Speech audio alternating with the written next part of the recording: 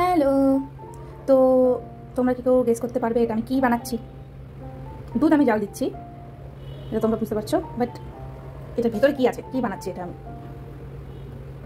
Guess করতে পারবে কি কেউ? ঠিক আছে, তাহলে এবার আমি এই যে ছানার পায়েস বানাচ্ছি, এটা আজ আমি। আচ্ছা, তোমরা কি কেউ দেখতে পাচ্ছ আমার সুন্দর সুন্দর গোল চাঁদের মতো ছানার পায়েসের ছানাগুলো?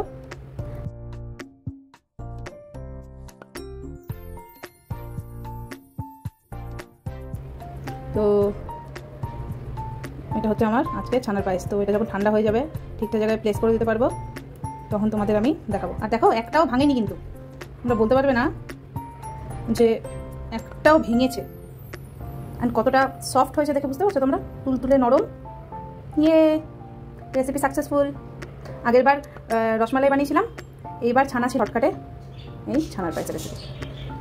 তো আজকের জন্য এতটাই। See you in the next vlog. Wow. See?